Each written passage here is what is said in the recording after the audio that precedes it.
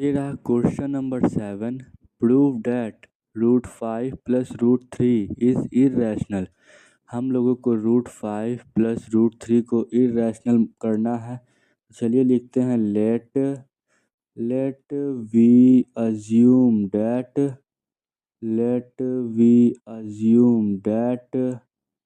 √5 plus √3 is rational number.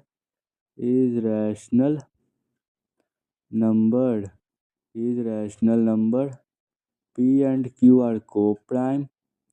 P and Q are co-prime. So their HCF is 1. So their HCF is 1. HCF is 1.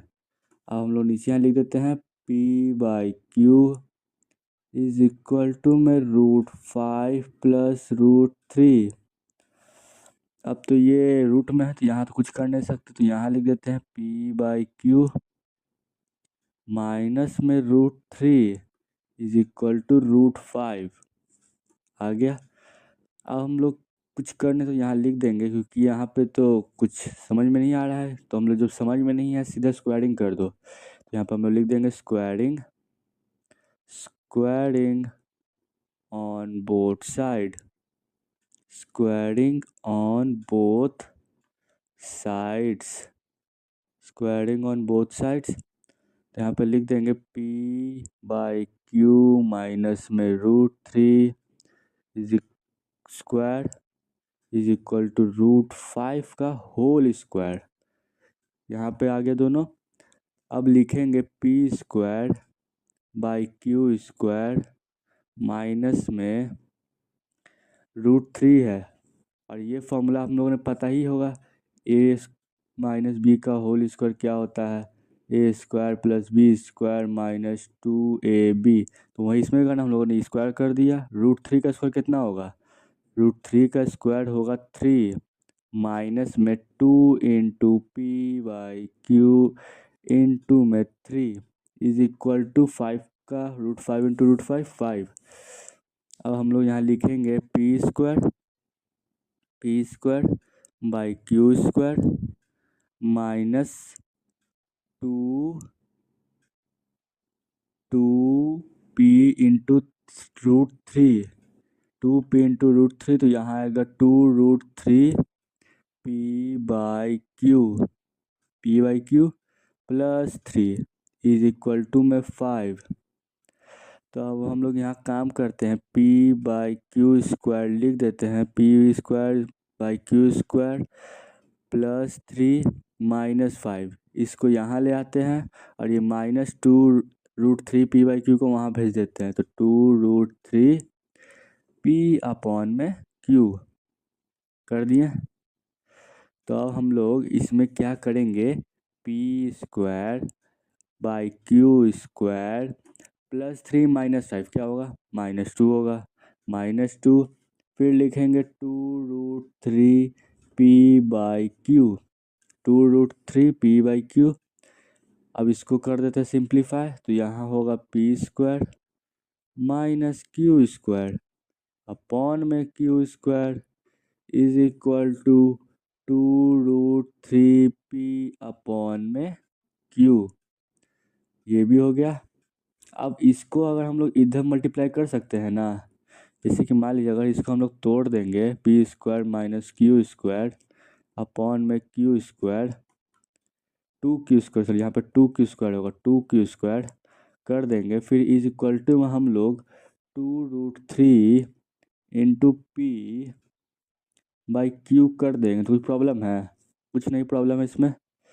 तो अब हम लोग फिर direct यहीं कर देते हैं, P स्क्वायर अपॉन में Q स्क्वायर अपॉन में माइनस 2Q स्क्वायर अपॉन में Q square into Q upon में P हो सकता है ना, अगर इसको क्रॉस मल्टीप्लाई करेंगे तो ये हो सकता है, और 2√3 कर दिए, तो Q से ये एक कट जाएगा तो ख़त्म हो जाएगा, तो यहाँ बचेगा P स्क्वायर अपॉन में 2Q square is equal to में क्यू इंटू 1/p हो गया, और 2√3 लिखेंगे पी स्क्वायर अपॉन में 2q² बाई क्यूपी नहीं हो सकता है, क्यूपी हो सकता है, गुना कर पी क्यू लिखे क्यूपी लिखे, बात एक ही है। इज इक्वल टू 2√3 आ गया। अब इसको इधर मल्टीप्लाई कर दीजिए, तो यहाँ पे आ जाएगा p² minus 2q² by QP, तो ये 2q गुना करके और यहाँ पे √3। अब आप ये देखेंगे कि ये तो इंटीजर्स है और इंटीजर्स हमेशा रैशनल होता है, तो मतलब अगर ये इंटीजर्स में आ गया है तो ये भी इंटीजर्स ही हो गया, इज इक्वल टू का साइन है, तो इंटीजर्स हो गया और इंटीजर्स हमेशा रैशनल होता है, तो हम लोग यहीं पे लिख देंगे p q square 2 are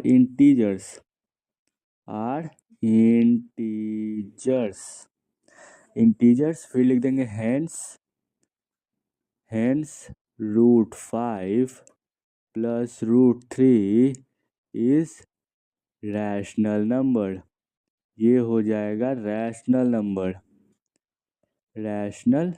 number.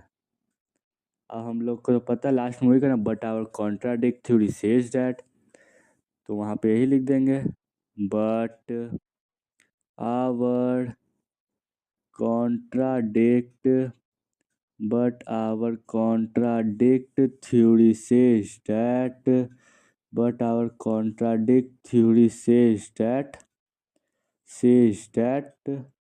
√5 plus √3 is irrational number, ये एक इर्रेशनल नंबर। तो फिर यहाँ पे लिखेंगे so our assumption is wrong, क्योंकि हमने अज्यूम किया था, सो आवर अजम्पशन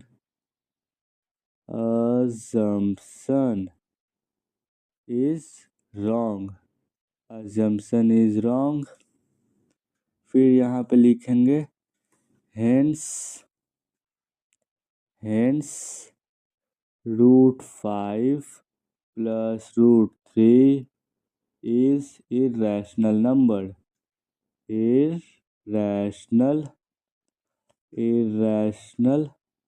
नंबर। इसी के साथ ये क्वेश्चन नंबर 7 भी कंप्लीट होता है। अब हम लोग मिलेंगे नेक्स्ट क्वेश्चन की ओर।